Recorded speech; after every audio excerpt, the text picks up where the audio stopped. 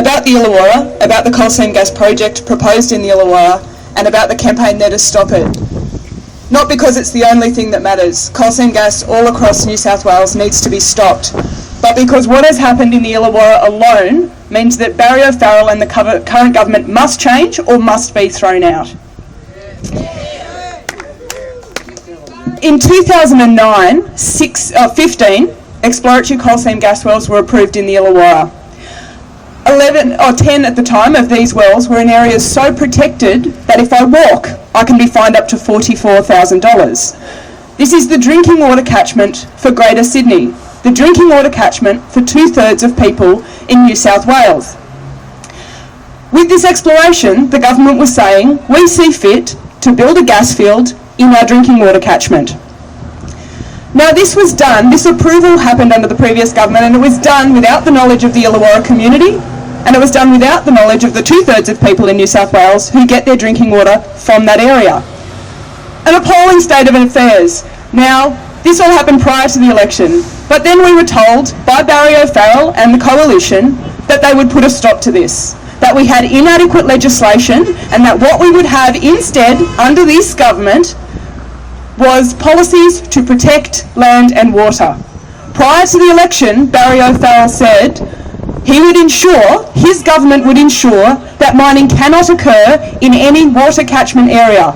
No ifs, no buts, a guarantee. That's what we were told. And on this basis, and following this, we get this government. So obviously people in New South Wales have a right to have expectations around this. Clearly the project in the Illawarra should have been knocked on the head at that point.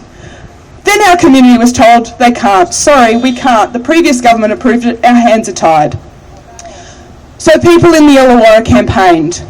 Obviously, when you've got a situation where water is going to be drawn out of the ground, contaminated water is going to be drawn out of the ground in an area where our drinking water comes from, we've got a problem. When you've got water drawn out of the ground that's high in salt and can contain methane, heavy metals, radioactive compounds, obviously you've got a problem. When you've got to pave roads, clear land into our drinking water catchment, obviously you've got a problem. A huge industrial footprint on top of our drinking water catchment. Obviously when you've got methane leaks happening in a drinking water catchment, you've got a problem, particularly when you're talking about in an area where we have had a major bushfire every year. This is the area that the government was still saying, sorry, our hands are tied, we need to develop this project. In the Illawarra, as a result, we've had enormous community opposition. We've had 3 rallies of over 3,000 people. Now, just to put that into perspective, we're not talking about a rally in Sydney. One of those rallies started in a suburb where 129 people live. That is an enormous community mobilisation, people coming into that area because they are worried about this. We've collected tens of thousands of signatures in opposition. We've got over 4,000 registered supporters who have signed up to our group.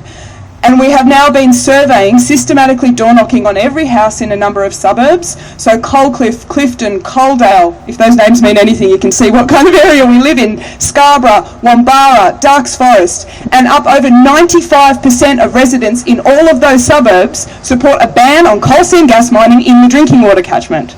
So this is an enormous campaign and an enormous level of community opposition. Cut to today. The current government approved a 16th well in the drinking water catchment. The community campaigned against it, and we campaigned so hard that the company could not drill. They actually went past their drilling deadlines and their project became suspended. What we saw is a huge victory for the community and an enormous opportunity for the government to step in and say no.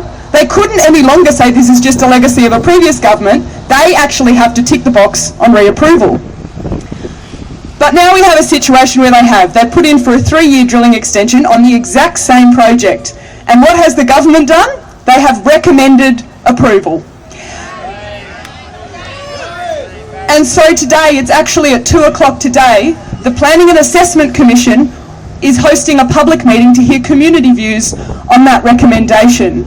Now, There are 33 people who are going to speak to that, and that includes groups like the Illawarra Aboriginal Lands Council, Wollongong City Council, Doctors for the Environment Australia. It's a huge group of people, all opposed to this. To my knowledge, there's one person who will speak in favour, and that is Magnum Gas and Power, the joint venture partner in the project. But I don't have high expectations of this pack, because let's face it, they operate in a framework which the current government set up.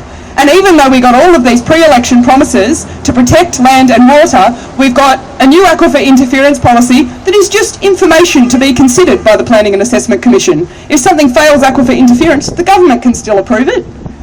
We've got policies where still it's completely okay to have a coal seam gas project in our drinking water catchment, to develop a gas field where our drinking water comes from. And so my expectation of the pack is not high.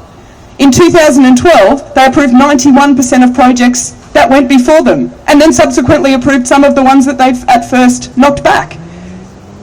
But all of this said, the vital thing is that we actually change the policy. Because without policy change, we don't protect our communities.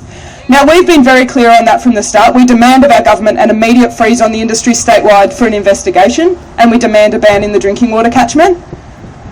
But unfortunately, it is looking like we are going to be pushed into a position where we have to blockade, where we have to go out and physically defend our drinking water, to fight our own government to protect our drinking water, because our government will not do it.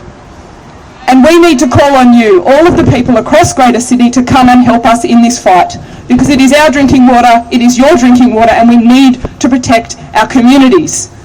And so we need you to get involved. We need you to be talking in other parts of New South Wales about this project and the particular threats that it means. We need you to be lobbying, we need you to be campaigning, we need you to be speaking about this, and most importantly, and unfortunately, we need you on the day when the drill rig arrives, because unfortunately we are being forced into a position where, to do the right thing, we have to break the law and we have to blockade, and we need you there.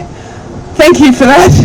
And all pay attention. In the next couple of weeks, we expect to actually hear the outcome from the Planning Assessment Commission. Stay tuned, get involved, follow what we are doing in the area, and please get as involved as you can in the protection of our drinking water supplies. Thank you.